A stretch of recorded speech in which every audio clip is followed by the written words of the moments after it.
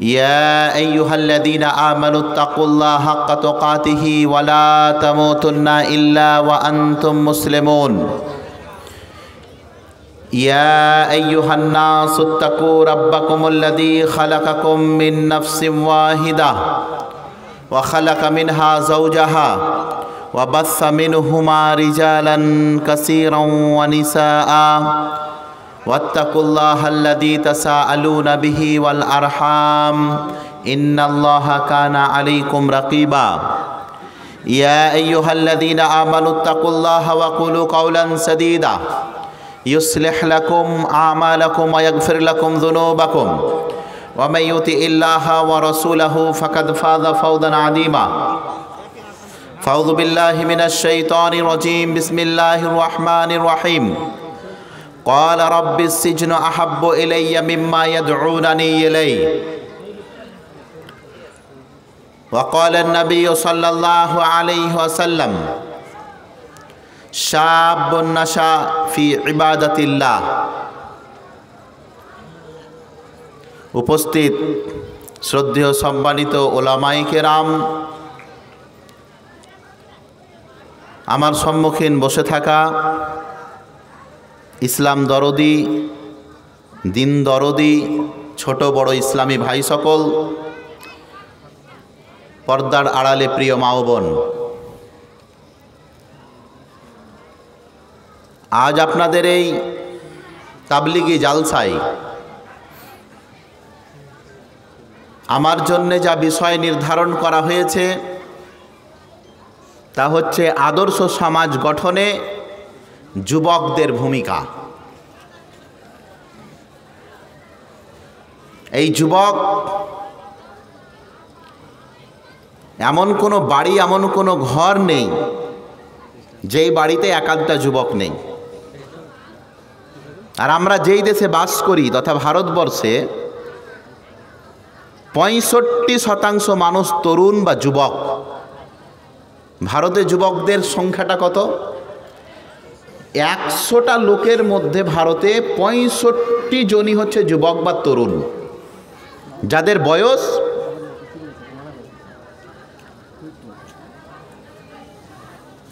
35-এর নিচে, সেটা ছেলে হোক বা নারী হোক, পুরুষ হোক বা নারী হোক। এই যে যুব শক্তি, এই যে যুবক এবং এই যে যুবতী, যারা আজকে জালসায় এসে, জালসা তো কম শুনবে, শুধু গল্প করে যাবে। এখনো দেখেন আমরা এখানে চুপচাপ, পুরুষদের মধ্যে কেউ কথা বলে না, কিন্তু মা ও বোনদের গলার পাওয়ার আল্লাহ এত দিয়েছে, ওখান থেকে এখানে শুনতে পাওয়া যায়। পাচ্ছেন না? আল্লাহর দয়া, আল্লাহ রহম করো। সম্মানীয় প্রিয় মা ও বোন, আপনাদের সম্মুখীন আমরা আলোচনা করব বিশেষ করে যুবক এবং যুবতীদের ভূমিকা সমাজ গঠনে। আমরা বলতে চাই, দিন বা ইসলাম উত্থান এবং পতন নির্ভর করে যুবকদের হাতে। ইসলাম ভালো এবং মন্দ এটা নির্ভর মুরব্বিরা করতে পারবে না, এটা নির্ভর করবে কারা? কথা বলেন। ইসলাম টিকে আছে বলতে গেলে যুবকদের মেহনত এবং করুণার উপরে। আজকে আপনি দেখেন এই যে জালসা হচ্ছে, বেশি অবদান কাদের রয়েছে? তরুণ যুবকদের না মুরব্বিদের? বলেন কাদের বেশি ভূমিকা রয়েছে? যুবকদের।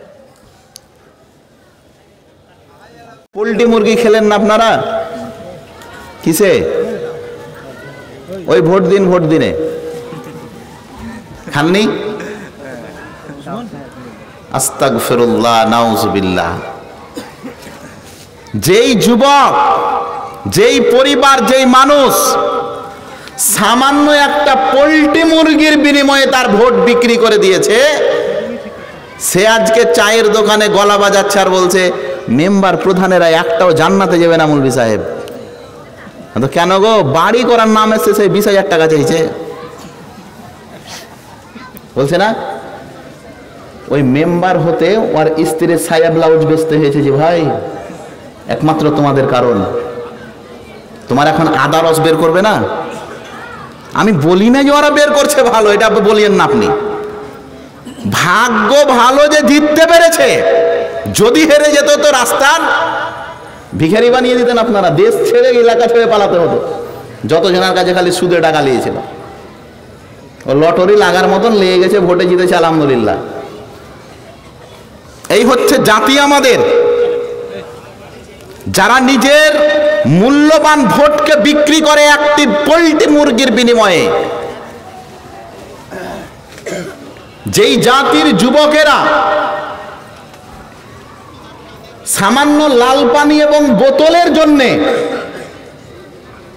মদের জন্যে, নেশা জাতীয় দ্রব্যের জন্যে তার নেতা মন্ত্রীর পিছনে পিছনে স্লোগান জয়ধ্বনি দেয়, আর তার নেতা নেত্রীর যে প্রতীক, তার পার্টির যেটা পতাকা, সেটা ছাদের উপরে সবচাইতে উঁচু জায়গায় উত্তোলন করে।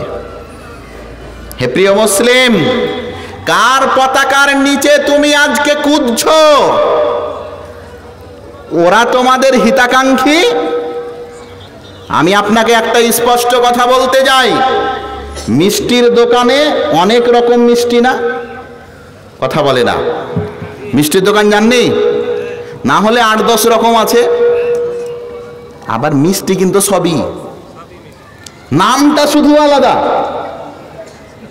নামটা কি? 1000 তিতে আছে নাকি? যেমন মিষ্টির দোকানে হরেক রকম মিষ্টি থাকে, স্বাদ মিষ্টি। আরে মূল যেটা জিনিস সেটা হচ্ছে মিষ্টি, একাধটু স্বাদে পার্থক্য হতে পারে। আমি আপনাকে বলতে চাইছি, যাদেরই পতাকা নিয়ে আপনি নাচছেন,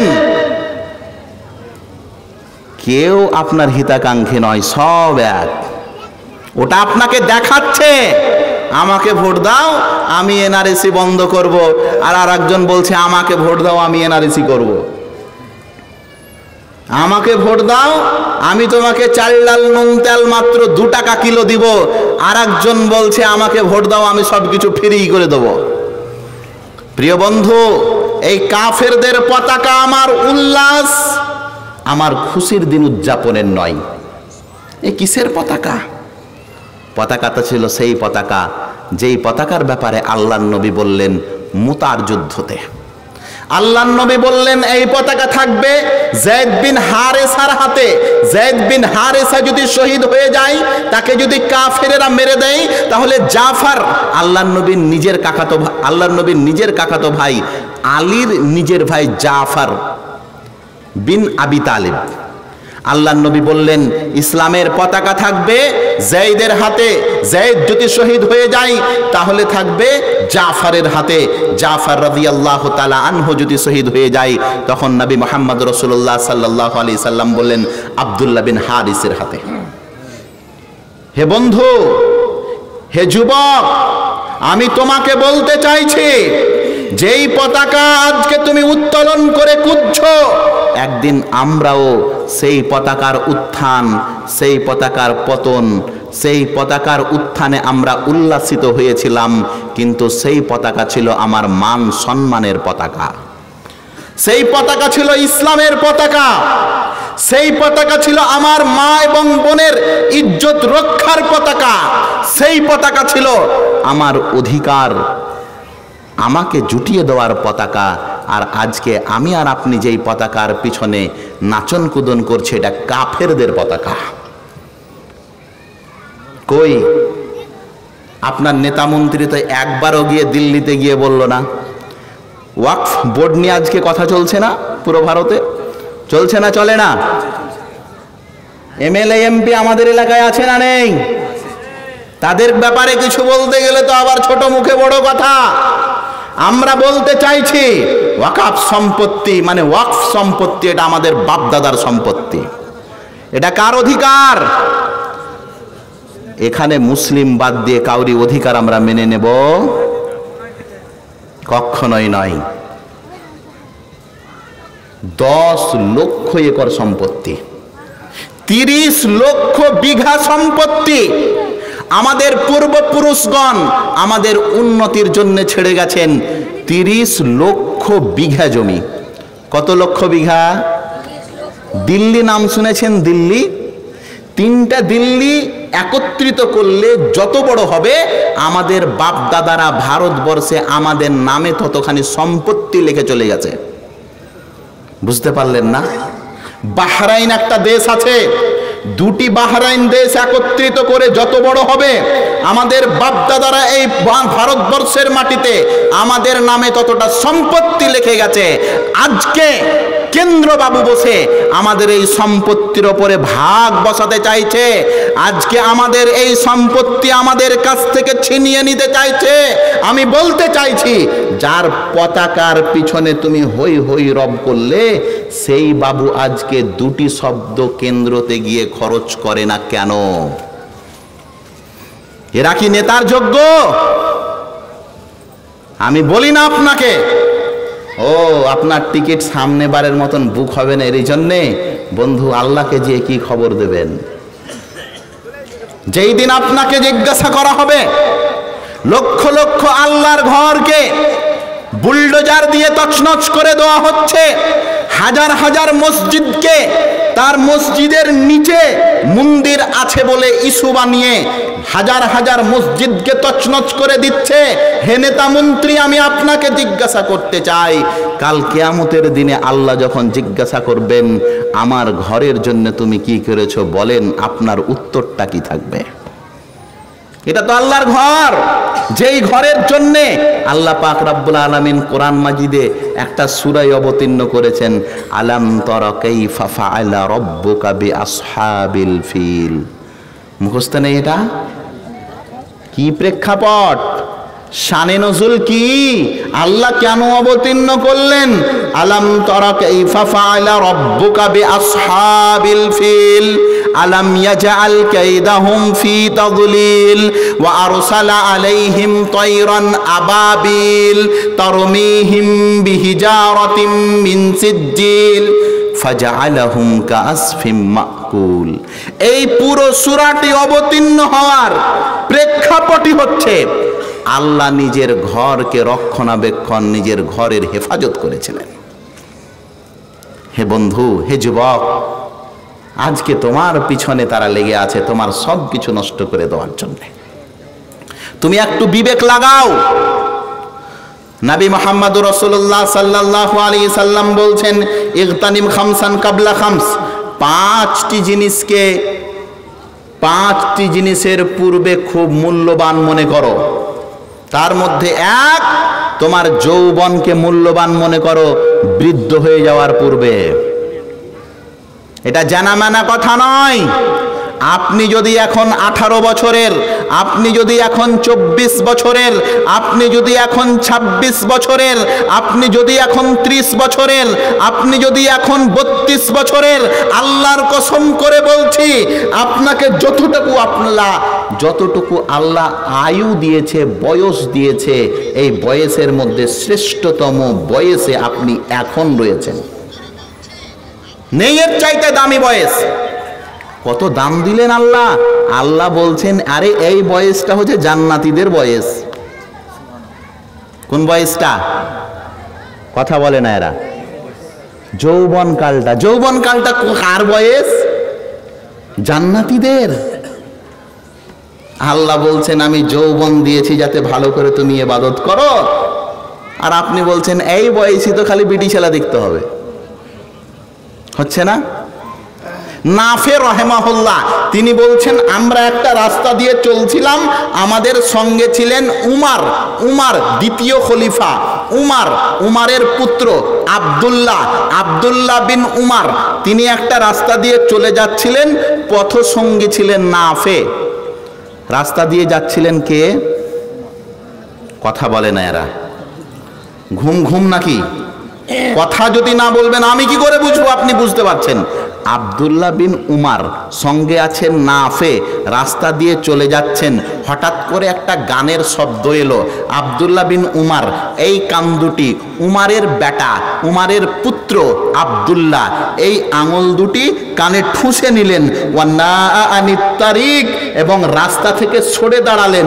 অনেকক্ষণ থাকার পরে আব্দুল্লাহ বিন উমার, উমারের পুত্র আব্দুল্লাহ, তার সঙ্গে ছিলেন নাফে, তাকে জিজ্ঞাসা করছেন, ইয়া নাফে হাল তাসমা শাইয়া, এই নাফে তুমি কি কিছু শুনতে পাচ্ছ? নাফে বললেন, ওই গানটা ওটা তো কখন বন্ধ হয়ে গেছে। তখন উমারের পুত্র আব্দুল্লাহ বললেন, ফাসামিয়া মিসলা হাজা ফাসানা মিসলা হাদা, নাফে শোনো, আল্লাহ নবীর সঙ্গে আমি একদিন ছিলাম, এই রকম গানের শব্দ এলো। শব্দ আসার পরে পরে আল্লাহ নবী এই আঙুল দুটি কানে ঠুসে নিলেন এবং রাস্তা পরিবর্তন করে দিলেন। আজকে আমার কানে শব্দ এলো গানের, আমি রাস্তা পরিবর্তন করে দিলাম। এই যুবক শোনো, আমাদের ইতিহাস এটা। গানের শব্দ এসেছে, কানকে বন্ধ করে নিয়েছি। গানের শব্দ এসেছে, আমরা রাস্তা পরিবর্তন করে দিয়েছি। গানের শব্দ এসেছে, আমরা কানে আঙুল ঠুসে কানের শব্দকে বন্ধ করে দিয়েছি। আর বর্তমানের যুবক এবং যুবতী পিকনিক খাওয়ার জন্য ডিজে ভাড়া করে রাস্তায় হো হো করে বেড়ায়, বেড়ায় না? এরা কারা? আমি জোর গলায় বলতে চাইছি, ইহুদি শুধু ইসরায়েলে নেই, ইহুদি শুধু ইসরায়েলে নেই, খ্রিস্টান শুধু আমেরিকাতে নেই। কিছু ইহুদি, কিছু খ্রিস্টান গরুর মাংস খায় আর বাপের নাম মুসলমান বানায়, আর রাস্তায় ইহুদি এবং খ্রিস্টানদের কীর্তিকলাপ করে। কারা এরা?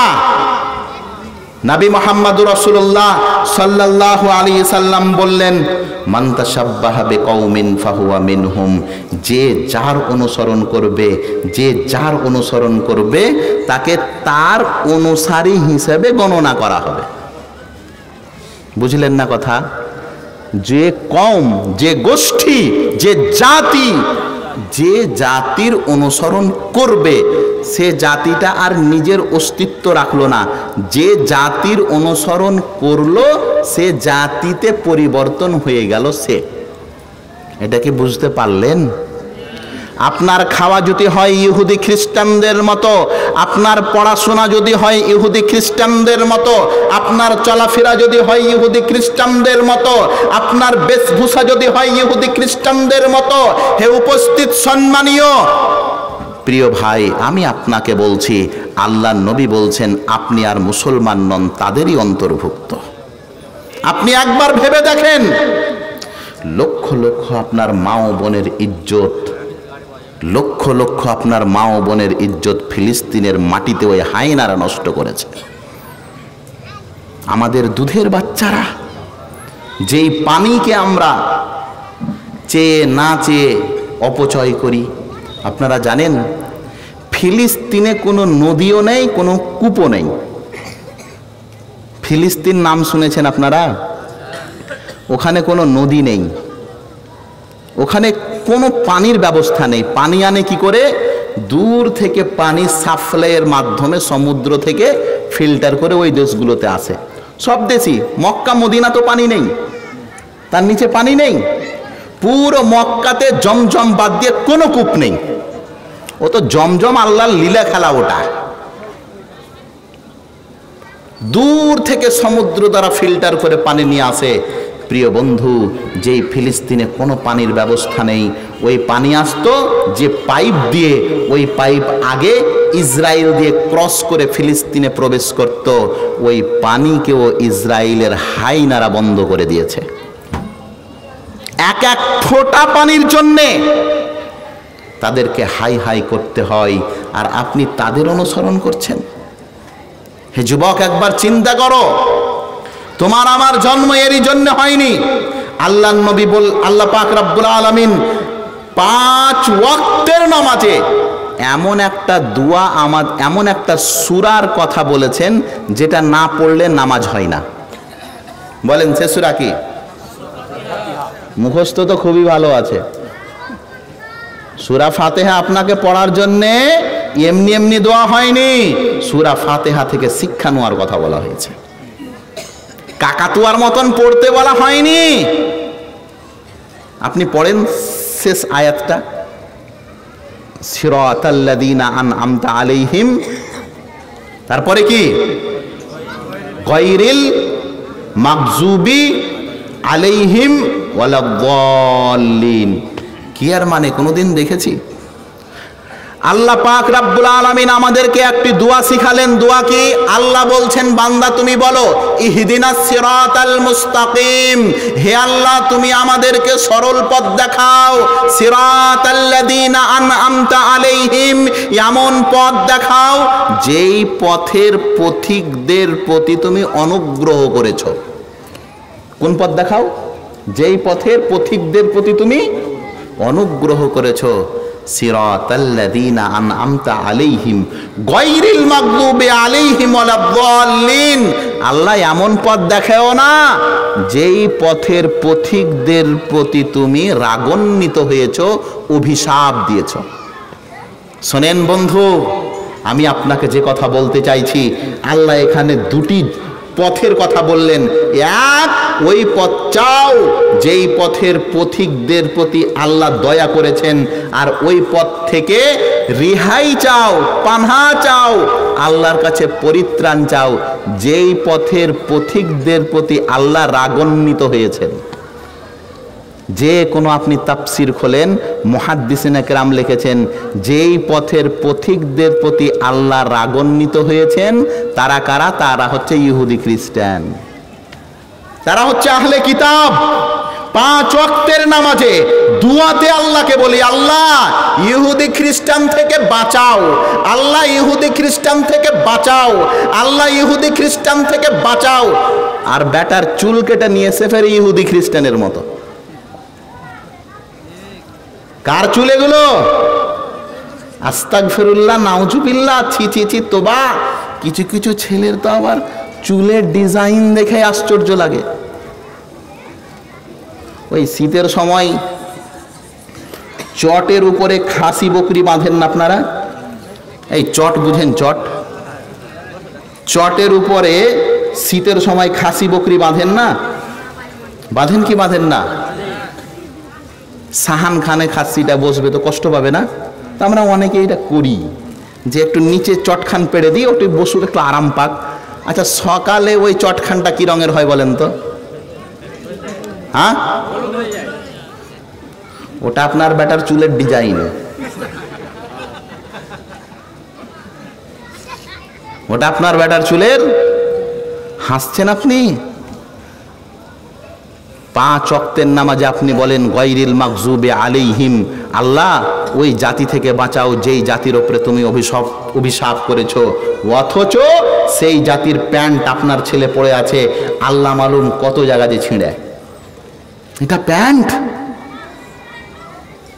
এটা হচ্ছে আমাদের জাতি। বাপ ছেলের জন্য জামা কিনছে, আরে যে জায়গা ছিঁড়া হওয়া, যে জায়গা ঢাকা ফরজ সে জায়গাও ছিঁড়ে। কপাল ভালো ভিতরে আন্ডারবিয়ারটা ছিল, নেই বলছেন? এটা দেখাবো আপনাকে। আস্তাগফিরুল্লাহ, ওই প্যান্টটা মা 7 দিনে 2 দিন খাঁচে, সাফ করে না মা?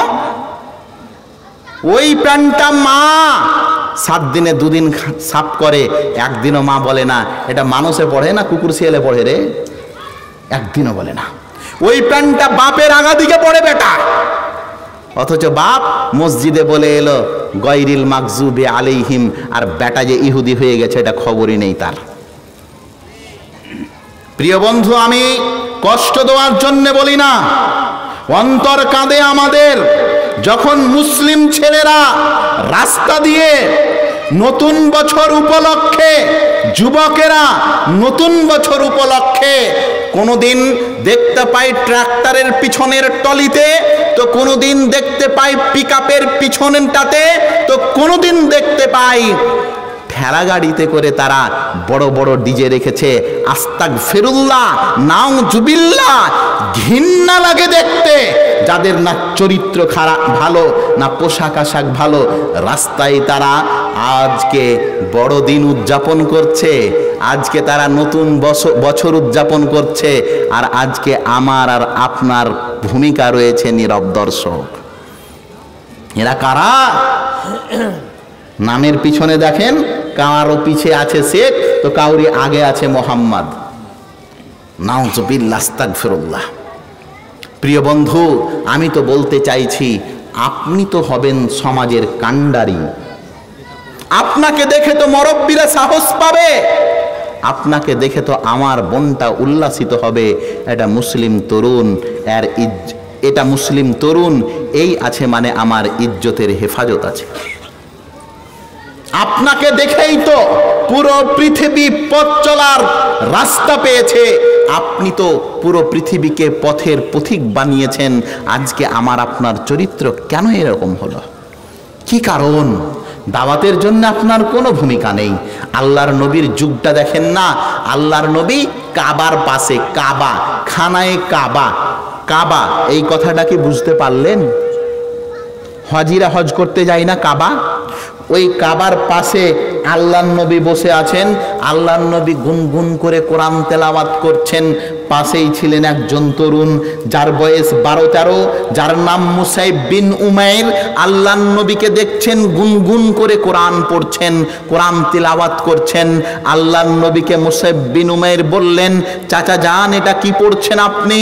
আল্লাহর নবী বললেন, এটা কোরআন মাজিদ পড়ছি আমি, যা আমার প্রতি অবতীর্ণ হয়েছে।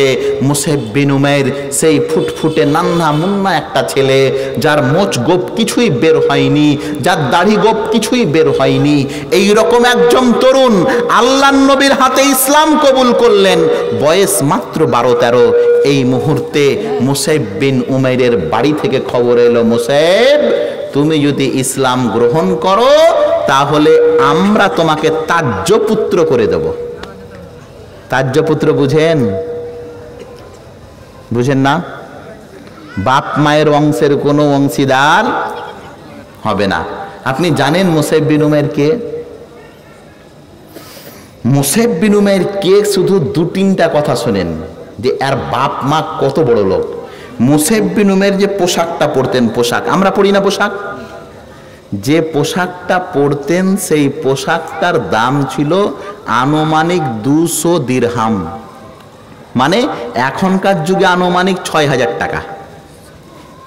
বুঝতে পারলেন না? একটা পোশাকের দাম কত? 6000 আনুমানিক। এটা আশ্চর্যের কথা নয়, আশ্চর্যের কথা এটা যে মুসাইব বিন উমাইরের খানদান যে পোশাক পরতো, আনুমানিক ওই পোশাকের দাম 6000 টাকা। 3 দিনের বেশি কেউ তাদের বংশতে একটা পোশাক 3 দিনের বেশি কেউ পরতো না। কয়দিন পরতো একটা পোশাক? দাম কত? আসাদুল্লাহ গালিব স্যার লিখছেন সিরাতুর রাসূলে, মুসাইব বিন উমাইর যেই রাস্তা দিয়ে যেতেন বুঝা যেত এই রাস্তা দিয়ে মুসাইব বিন উমাইর গেছেন। কেন? পুরো রাস্তা একদম সেন্টে সুগন্ধি হয়ে যেত। মুসাইব বিন উমাইর যেই রাস্তা দিয়ে যেতেন, মানে এক দেশ থেকে আর এক জায়গা যদি যেতেন তো 200 জন শুধু তার বডিগার্ড থাকতো। কতজন? লালগোলায় আছে এই মায়ের বেটা? আছে এরকম বড় লোক লালগোলাতে? কি ব্লক এটা আপনাদের? লালগোলা ব্লকে আছে যে 6000 টাকা দামের জামা পড়বে, 3 দিনের বেশি পড়বে না। এই খানদানের মুসাইব আমার আপনার মতন লাঞ্চ পাঞ্চ নয়, ছিঁড়াতানা পণ্যওয়ালা লোক নয়। মুসাইব বিন উমাইর এত হাই ফাই কোয়ালিটির ব্যক্তি, তার বাপ মায়ের সম্পত্তির কোনো সীমানা ছিল না। আপনি একবার ভাবেন না যে ব্যক্তি 6000 টাকা দামের জামা 3 দিনের বেশি পড়ে না, তার বাপ মা কত ধনী হতে পারে। এই তরুণ যুবক 12-13 বছরে ইসলাম কবুল, মা ডেকে পাঠালেন। মুসাইব বিন উমাইর গেলেন না, আল্লাহর নবীর দরবারে বসেই থাকতেন এই যুবকেরা। মুসাইব বিন উমাইরের কানে খবর এলো তোমার মা অসুস্থ, মুসাইব বিন উমাইর ছোট্ট একজন বান্দা, দাড়ি বের হয়নি, মোচ বের হয়নি, আল্লাহর নবীর আগাদিকে এসে কাঁদছেন। আল্লাহর নবী বলছেন, মুসাইব যাও তোমার মাকে একটু দেখে এসো, সে অসুস্থ। দৌড়তে দৌড়তে মুসাইব গেলেন। যতই হোক মা তো। মুসাইব বিন উমাইর দেখছেন তার মা শুয়ে আছেন। যখনই তার মা মুসাইব বিন উমাইরকে দেখেছেন, মুসাইব বিন উমাইরকে দেখে তার মা সঙ্গে সঙ্গে উঠে গেছেন। মা বারবার মুসাইবকে বলছেন, বেটা মুহাম্মাদের ধর্ম ত্যাগ কর, বেটা মুহাম্মাদের সঙ্গী সাথী হোস না, বেটা বাপ দাদার ধর্মতে টিকে থাক। সঙ্গে সঙ্গে মুসাইব বিন উমাইর একজন তরুণ, একজন নির্ভীক দাস, একজন নির্ভীক আল্লাহর দাস, একজন আল্লাহওয়ালা, নিজের মাকে বলছেন, লাউ কুনতা খারাজাত নাফসাকা আলফা মিয়াতা মাররা লা আরজে দ্বীনে মুহাম্মদ। এই মা শোনেন, আম্মা যা শোনেন, আপনার মতো যদি 100টা মাকে কুরবানি দিতে হয় তবু শিকার কিন্তু মুহাম্মদকে ছেড়ে দেব না। এই যুবক, বহুর ফোন এলে তো তুমি মাকে তালাক দিয়ে দাও। তালাক মানে ওই তালাক নয়, দেন না। এই সমাজে এখন এইরকম লোক আছে, বেটা গরম ঘরে ল্যাপের তলে কত গরম গরম ঘরে ঘুমায়, আর মা এবং বাপের ঘুমানোর জায়গা হয় সিঁড়ি ঘরে। নেই এরকম বেটা? আস্তাগফিরুল্লাহ। এই দুনিয়া এলো যে বেটা তার 3টা ছেলে পিলার জন্য বাড়ি থেকে বাইরে থেকে মিষ্টি কিনে নিয়ে আসতে পারে। কয়টা ছেলে?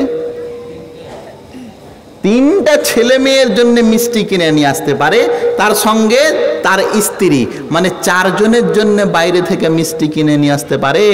এক কোনায় ওই বাড়িতে বুড়ি মাটা আছে, তার জন্য একটা 5 টাকা দামের সিংহড়া আপনার প্যাকেটে ঢোকে না। এই হচ্ছেন আপনি। ইসমাইল লুঙ্গি আপনি আপনার শ্বশুরকে দেন, আর মিনু শাড়ি আপনি আপনার শাশুমাকে দিয়ে পাঠান, আর একটা তারানা 200 টাকা দামের লুঙ্গি বাপনামি লোকটার কপালে জুটে না। এই হচ্ছেন আপনি বেটা? আপনার মতন বেটা, আস্তাগফিরুল্লাহ, থু, ছি, এই হচ্ছে বেটা। শোনেন, এককালে যেমন আপনাকে আপনার বাপ পকেট খরচা দিয়েছিল, দেয়নি? কথা বলে না। এই বাপেরা পকেট খরচা আমরাকে দিয়েছে না দেয়নি? কেউ বুকে হাত দিয়ে বলতে পারবে আমি বাপের টাকা নিইনি?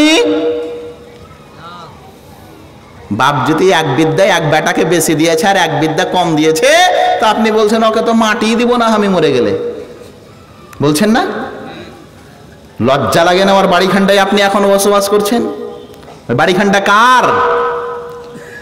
মাঠের জমি এক বিদ্যা কম বেশি হয়েছে, আপনি বলছেন ওকে মাটি দেব না।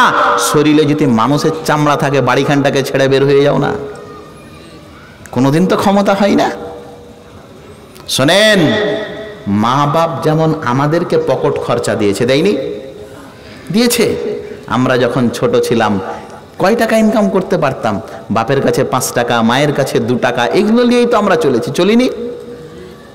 আচ্ছা বলেন তো ভাই, যেই মা বাপ আমরা যখন অকর্মা ছিলাম, কিছু কাজ করছিলাম না, অকর্মা বেকার ছিলাম, তখন যদি মা বাপ আমাদেরকে পকেট খরচা দেয়, এখন আমাদের মা বাপ হয়ে গেছে বেকার, বুড়া মানুষ, আর কিছু করতে পারে না, করার সময় করেছে এখন পারে না, তো আমাদের কি উচিত নয় যে তারাকে 1 আটা না 1 টাকা পকেট খরচা দিই?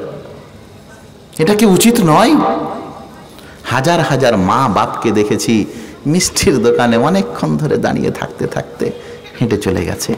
আল্লাহ মালুম তার অন্তরটা যে কি করেছে, আমি জানি না কি করেছে তার অন্তর।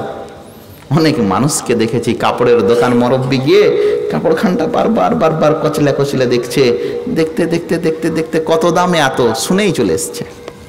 আহা, কত যে ইচ্ছা করেছে। অথচ আপনি বছরের পর বছর ছেলে মেয়ের জন্য হাজারো রকম আপনি পোশাক আশাক কিনতে পারেন, আর মা বাবার জন্য ছোট্ট একটা জিনিস কিনতে পারেন না। হে যুবক, এটা আপনার চরিত্র হতে পারে না, এটা আপনার ব্যবহার হতে পারে না। নবী মুহাম্মদ রাসূলুল্লাহ সাল্লাল্লাহু আলাইহি ওয়াসাল্লাম স্পষ্টভাবে এই যুবক এবং তরুণদের জন্য বলেছেন। আল্লাহর নবী অনুমতি দিলেন মুসাইব বিন উমাইরকে, মুসাইব যাও তোমার মাকে দেখে এসো। মুসাইব দেখতে এসছেন, তখন তার মা তার কাছে কাকুতি মিনতি করছেন। ভ্রাতৃত্বের দোহাই দিয়ে মুসাইব বিন উমাইরের মা মুসাইবকে বাড়িতে থেকে যাওয়ার কথা বলছে। মুসাইব বিন উমাইর তখন তার মাকে বলছেন, মা তোমার মতন হাজারোটা মা আমি কুরবানি দিতে রাজি আছি, কিন্তু মুহাম্মাদের দিন ত্যাগ করতে রাজি আছেন? এইরকম মায়ের বেটা অন্তর লাগবে। আজকে ইসলামে মাথা অনেক, মাথা মানে মুসলমানদের সংখ্যা আজকে কম নেই, কিন্তু ওই সংখ্যাটা বোঝা যায় শুধু গরু খাওয়াতে আর মুসলমানি দোয়াতে। কই আজকে সেই যুবক যারা সব কিছুকে ত্যাগ করে দিয়েছে? মুসাইব বিন উমাইরের মতো দিনকে দিন মাস, দিনকে দিন, সপ্তাহে সপ্তাহ মুসাইব বিন উমাইর কিছুই খেতে পেতেন না। আল্লাহু আকবার। আপনি ভাবেন, এক্ষুনি আপনাকে বললাম একটা পোশাক কয়দিন পরতেন না? অভাবের জন্যে না, আল্লাহু আকবার, আল্লাহ দিয়েছিলেন। আরে বান্দা, এটাই হচ্ছে ওই সাহাবী যাকে যখন মাটি দেওয়া হচ্ছে, মুসাইব বিন উমাইর বদরের যুদ্ধ, উহুদের যুদ্ধতে কাফেরেরা টুকরো টুকরো করে কেটেছে। আল্লাহ নবী খুবই ভালোবাসতেন একে, আর ভালোবাসার জন্য আল্লাহ নবী নিজের শালীর সঙ্গে বিয়ে দিয়েছিলেন, হামনা বিনতে জাহাশ। আল্লাহ নবীর স্ত্রী ছিল তার বোন, এটা জাইনাব বিনতে জাহাশ আল্লাহ নবীর স্ত্রী, জাইনাব বিনতে জাহাশ। আর এই জাইনাব বিনতে জাহাশের নিজের বোন হামনা বিনতে জাহাশ আল্লাহ নবী নিজের শালীর সঙ্গে বিবাহ দিয়েছিলেন, সাড়ু হয়ে গিয়েছিলেন আল্লাহ নবীর। কে? এই মুসাইব বিন উমাইর। এত সুন্দর দেখতে, সেম টু সেম আল্লাহ নবী। উহুদের যুদ্ধ পড়বেন, কাফেরেরা যখন একে টুকরো টুকরো করে কাটলো, তখন মনে করলো এটাই মোহাম্মদ, একই মাল। মানে চেহারা এত মিল ছিল আল্লাহ নবীর। আল্লাহ নবী যখন তাকে কাফন দাফনের কথা বললেন, তখন মাথাটা ঢাকতে যাচ্ছে, তখন পা উদাম হয়ে যাচ্ছে, আবার পা যখন ঢাকতে যাচ্ছে মাথা উদাম হয়ে যাচ্ছে। এটা হচ্ছে কার? ওই লোকটার, যে লোকটা একটা পোশাক 3 দিনের বেশি পরতো না।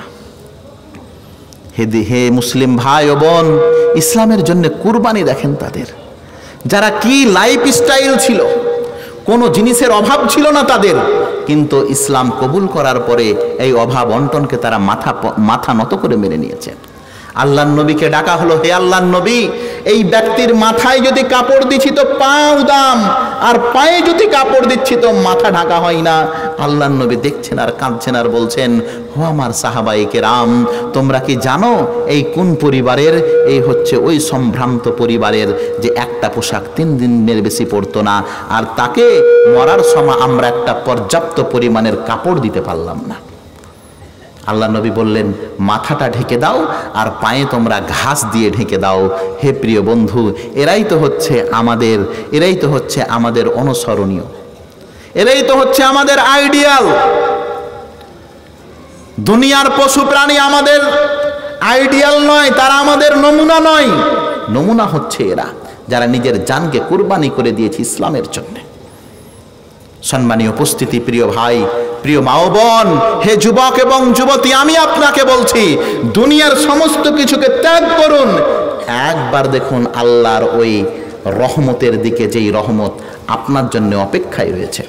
নবী মুহাম্মদ রাসূলুল্লাহ সাল্লাল্লাহু আলাইহি ওয়াসাল্লাম বিশেষ করে বলছেন, আরশের নিচে আল্লাহ তাআলা 7 শ্রেণীর মানুষকে জায়গা দেবেন। আরশের নিচে আল্লাহ তাআলা 7 শ্রেণীর মানুষকে জায়গা দেবেন। তার মধ্যে এক শাবুন নাশা ফি ইবাদাতিল্লাহ, এমন যুবক এবং যুবতী যে যুবককালে যৌবনকালে নামাজ পড়েছে, যৌবনকালে আল্লাহর ইবাদত করেছে, যৌবনকালে পাপ থেকে নিজেকে বাঁচিয়ে রেখেছে। আল্লাহর নবী বললেন, যেই দিন সূর্যটাকে কাছে নিয়ে আসা হবে আর সূর্যের উত্তাপ এত থাকবে যে মানুষের মগজগুলো ভাত উতলার মতন উতলাতে থাকবে। আমার আপনার মগজ হাসরের মাঠে ভাত উতলার মতন টকবক করে উতলাতে থাকবে। আল্লাহর নবী বলছেন সেই দিন কষ্টের কোনো সীমা থাকবে না, সেই দিন ত্রাহাই ত্রাহাই করবে প্রত্যেক মানুষ। কিন্তু হ্যাঁ, সেই যুবক সেই তরুণের কিচ্ছু হবে না, সেই যুবক সেই যুবতীর কিচ্ছু হবে না, সেই যুবক সেই যুবতীর কিচ্ছু হবে না যে শাবুন নাশা ফি ইবাদাতিল্লাহ, যে তার যৌবন কাল নষ্ট করেছে বা যৌবন কালে আল্লাহর ইবাদত করেছে। এটাই তো ইবাদতের বয়স। বুড়াতিকালে আপনি নামাজ ধরবেন, সিজদা করতে পারবেন না, চেয়ারে নামাজ পড়তে হবে, হবে না? এই বলেন, যেই মজা নামাজের আসল রুকুনগুলিতে আছে সেই মজা কি চেয়ারে আছে? আমাকে বেশ কিছুদিন চেয়ারে নামাজ পড়তে হয়েছিল, আমি অ্যাক্সিডেন্ট হয়ে গেছিলাম তারই জন্যে। এই হাঁটু অনেকটাই আমার মাংস এদিক ওদিক হয়ে গেছিল, প্রায় 3 মাস অবধি আমাকে চেয়ারে নামাজ পড়তে হয়েছিল। আল্লাহর কসম করে বলছি, চেয়ারে নামাজ পড়তে আমাকে তৃপ্তি লাগছিল না। শেষ দিকে আমি মাঝায় নিচেই বসে থাকতাম, এই পাটা বাঁকা করতে পারতাম না, এই রকম করে থাকতাম, পশ্চিম দিকেই থাকতো এই পা। হে বন্ধু শোনেন, যুবককালে নামাজ পড়ে যে মজা, যে স্বাদ, বুড়াতিকালে ওই মজা নেই। ও বেশিক্ষণ মুলবি যদি একটু রুকুতে থাকে তো কোমরে ব্যথা করবে, আর সিজদা যদি একটু লম্বা হয়ে গেল তো আপনি পিছন থেকে গলা খাঁকড়ি দিবে, ওই তাড়াতাড়ি উঠেন, ও সিগন্যাল দিছে, দেবে না? হবে। এই সমাতে রোজা করে যে মজা আছে, বুড়াতিকালে ওটা করে মজা নেই। ও ডাক্তারে বলে দিয়েছে সকালে সন্ধ্যাতে দুপুরে 2টা ওষুধ খেতে হবে হার্টে, 3টা ওষুধ খেতে হবে হার্টের, নাহলে হার্ট বুড়ার ফেল হয়ে যাবে। তখন কি মজা পাবেন ভাই? যৌবনকাল মানে হচ্ছে ইবাদতের বয়স। এটা আল্লাহর নবী বললেন, আরশের ছায়াতলে সেই দিন আর এক শ্রেণীর মানুষকে জায়গা দেওয়া হবে। কে? ওই যুবককে, ওই মানুষকে। দাওয়াত ইমরাতুন যাতু হাসবিন ওয়া জামালিন ফাকালা ইন্নী আখাফুল্লাহ। এই কথাটা বিরাট কঠিন। ওই যুবককে আল্লাহ আরশের নিচে জায়গা দেবেন, যেই যুবককে কোনো মেয়ে বলবে চলো খারাপ কাজ করি। আজকে তো এটা মেয়ে ছেলেকে বলতে হয় না, বেটা ছেলেই বলে খারাপ কাজের কথা। ভুল করা 6-এর জায়গায় 9টা টিপা পড়ে গেছে। ফোন লাগাতে গিয়ে কি টিপা পড়েছে? 6-এর জায়গায় 9 দিয়ে ফোন করে আপনার বেটা খালি দেখেছে যে বেটি ছেলের গলা, আর তোর রিহাই আছে? সুইচ অফ করে ও রিহাই নেই। এই হচ্ছে আমাদের মুসলিম কমিউনিটি, মুসলিম জাতি। বন্ধু শোনো, তুমি এটা মনে করিও না যে চা খেয়ে কাপ ফেলে দেবে তুমি। এই নীতি আছে না তোমাদের? চা খেয়ে কি করবে? প্রেম করবে 18টা মেয়ের সঙ্গে, লাস্টে একটা একদম বোরখালিকে বিয়ে করে নেবো, খুব আলহামদুলিল্লাহ। বন্ধু শোনো, তুমি যদি মনে করো যে চা খেয়ে কাপ ফেলে দেবো, একটা একদম নতুন কাপ বেহির করবো, ওকে কবুল বলবো না। তুমি 18টা কাপ ফেলেছ, যে মেয়েটা তোমার বাড়ি কবুল বলে এসেছে, মনে রাখবে এটা 19 নম্বর কাপ তোমার। এটাকে অন্য কেউ জুঠা করেছে, তুমি অন্য জনার হক মেরেছে, তো তোমারও হক কেউ মেরেছে। কোরআনে স্পষ্ট আল্লাহ বলেছেন, আযানি লা ইয়ানকিহু ইল্লা যানিয়া। চরিত্রহীনের বিবাহ আল্লাহ চরিত্রহীনের সঙ্গেই দেয়। এর জন্য শোনো, নিজেকে পুত পবিত্র রাখো। দেখো না ইউসুফকে আল্লাহকে বলেছিলেন, ক্বালা রাব্বিস সিজনু আহাব্বু ইলাইয়া মিম্মা ইয়াদউনানি ইলাই। আল্লাহ, এই চরিত্রহীন মেয়ে আমাকে খারাপ কাজে ডাকছে, ইয়ার চাইতে ভালো তুমি আমাকে কারাগারে বন্দী করে দাও। এটা আমাদের নীতি, আমাদের ইতিহাস। কোনো বিটি ছেলের পায়ে, কোনো বিটি ছেলের পাহুটাই পা দোয়ার চাইতে জেলে বন্দী হয়ে গেলে আলহামদুলিল্লাহ। কি আলহামদুলিল্লাহ? আলহামদুলিল্লাহ বলছেন। রেতে যদি ফোন না লাগে তোমার, তাহলে তুমি নাউজুবিল্লাহ পড়ো না? বন্ধু, কাকে তুমি জান জান বলছো? যাকে আজকে জান বলছো, ওই একদিন তোমার জান নিবে। ওটা দেখে তোমাকে মনে হচ্ছে। পরের হক নষ্ট করো না। তুমি যদি মনে করো অপরের সঙ্গে কথা বলবো, বিয়ে কি একে করবো, তো তুমি মনে করো তুমি কাহরিটার সঙ্গে যদি সারা রাত কথা বলো, তোমারটারও সঙ্গে কেউ সারা রাত কথা বলছে। তুমি হও না ইউসুফের মতো, তুমি দেখাও না তোমার চরিত্রের প্রমাণ। আল্লাহ পাক রাব্বুল আলামিন কোরআন মাজিদের মধ্যে বলছেন, চরিত্রহীন পুরুষের জন্য আমি রেডি করে রেখেছি চরিত্রহীন নারী। আল খাবিসাতু লিল খাবিসিন, চরিত্রহীন ব্যক্তির জন্য চরিত্রহীন মহিলা। এর জন্য নিজেকে পুত পবিত্র রাখো যুবক, আল্লাহ পাক রাব্বুল আলামিন তোমার জন্য সেই রকমই রেডি করে রাখবেন। আর তুমি যদি সবারই ঝাঁপ টেনে বেড়াও তো রেডি থাকিও, তোমারও ঝাঁপ টানবে কেউ। নবী মুহাম্মদ রাসূলুল্লাহ সাল্লাল্লাহু আলাইহি সাল্লাম এই যুবকদের বিশেষ করে খবর নিতেন, খোঁজ খবর নিতেন। একদিন আল্লাহর নবী বক্তব্য দিচ্ছেন, মজলিস একদম ফুল ভর্তি, ঠাসা ঠাসা, কোনো জায়গা ফাঁকা নেই। বক্তব্য দিচ্ছেন কে? কথা বলে না এরা। আর একটা বক্তা আছে, এখনি ঘুমালে হবে? রাহুল ভাইয়ের নাম শুনে তো যাওয়া যাবে না। আল্লাহর নবী বক্তব্য দিচ্ছেন, শত শত শ্রোতা, ঠাসা ঠাসা প্যান্ডেল, ঠাসা ঠাসা জায়গা। একজন যুবক, একজন তরুণ এলেন। আল্লাহর নবী যে কত ভালোবাসতেন এই যুবকদেরকে, আল্লাহর নবী কত যে ভালোবাসতেন এই যুবকদেরকে। ঘটনা শোনেন, আল্লাহর নবী বক্তব্য দিচ্ছেন, একজন যুবক এলেন, এসে দেখছেন বসার জায়গা পাই না, মানে সিট ফুল হয়ে গেছে। বক্তব্য দিচ্ছেন কে? আল্লাহর নবী এলেন কে? একজন যুবক তরুণ, একদম ভর্তি, জায়গা খালি নেই। আল্লাহর নবী বক্তব্যবাদ, আল্লাহর নবী সমস্ত শ্রোতাওবাদ। আল্লাহর নবী দেখছেন আমার একজন তরুণ আমার বক্তব্য শুনতে এসেছে আর বসার জায়গা পাচ্ছে না। ওহো, আল্লাহর নবী বড়ই দুঃখ পেলেন, এই বসার জায়গা পাচ্ছে না। হে যুবক, আমি তোমাকে বলছি, দেখো আল্লাহর নবী তোমাকে কত ভালোবাসতেন। সমস্ত শ্রোতার দিক থেকে দৃষ্টিকে সরিয়ে নিলেন আল্লাহর নবী, দৃষ্টি দিলেন এক যুবকের দিকে। আল্লাহর নবীর গায়ে ছিল একটি চাদর, দেখছেন বসার জায়গা পাই না তরুণ। আল্লাহর নবী নিজের চাদরটিকে নিজের দেহ থেকে খুলে ওই সাহাবীর দিকে নিক্ষেপ করলেন আর বললেন, এটা নাও, এটা বিছাও, আর উপরে বসো, আমার বক্তব্য শোনো। আল্লাহর নবী কত ভালোবাসতেন তোমাকে। সেই সাহাবী চাদরটাকে নিয়ে আল্লাহর নবীর চুমু খেয়ে চলে যাচ্ছে। সবাই দেখতে লেগেছে না ওর দিকে, সবারই ধ্যান চলে গেছে যে এত ভালোবাসে আল্লাহর নবী তাকে। চাদরটা নিয়ে চুমু খেতে লেগেছে। আল্লাহর নবী বলছেন, আরে ওটা বিছাও, ওতে বসো। সেই সাহাবী তখন আল্লাহর নবীকে বলছেন, আল্লাহর নবী আমি এটা বিছাবো না। ওটাকে নিয়ে চুমু খেতে লাগলেন এবং মেঝেতেই বসে গেলেন। হে প্রিয়, তোমার জন্য আল্লাহর নবীর আকাশ চুমু প্রাণ, আকাশ চুমু ভালোবাসা রয়েছে। আল্লাহর নবী তোমাদেরকে ভালোবাসতেন। আল্লাহর নবী যতগুলি যুদ্ধে অংশগ্রহণ করেছেন, প্রথম লাইনে যারা ছিল তারা সবাই যুবক। উমর রাদিয়াল্লাহু তাআলা আনহু 26 বছর ইসলাম কবুল করলেন।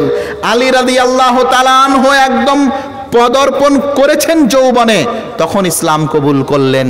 শুধু তাই নয়, এই পৃথিবীতে যারাই কেউ কিছু কাজ করেছে তারা যুবক, তারা ছিল তরুণ। হে প্রিয় মুসলিম, আসুন আমাদের এই যুবক এবং যুবতীদের ব্যাপারে, এদের দায়িত্ব এবং এদের কর্মের ব্যাপারে আমরা সজাগ হই। হে প্রিয় মুসলিম, আসুন আমরা এমন একটি পথ, এমন একটি সমাজ, এমন একটি জাতি, এমন একটি দিক নির্ণয় করি যেই দিকে রাসূল করিম সাল্লাল্লাহু আলাইহি ওয়াসাল্লাম আমাকে এবং আপনাকে এক পথের দিকে আহ্বান করেছেন। আল্লাহ পাক রব্বুল আলামিন বলছেন, ইনফিরু খিফাফাম ওয়া সিকালাম ওয়া জাহিদু বিআমওয়ালিকুম ওয়া আনফুসিকুম ফি সাবিলিল্লাহ। আল্লাহ বলছেন, তোমরা তরুণ, যুবক এবং বৃদ্ধ সবাই আল্লাহর জন্য বেরিয়ে পড়ো। তরুণ এবং যুবক এবং বৃদ্ধ সবাই আল্লাহর জন্য বেরিয়ে পড়ো, আল্লাহর জন্য কাজ করো। হে যুব সমাজ, আমি আপনাদেরকে শেষ মুহূর্তে যে কথা বলতে চাইছি, আসুন, আপনাদের আমাদের প্রয়োজন আছে। আপনারাই হচ্ছেন এই জাতির কাণ্ডারি, আপনারাই হচ্ছেন জাতির মেরুদণ্ড। আপনাদের হাতেই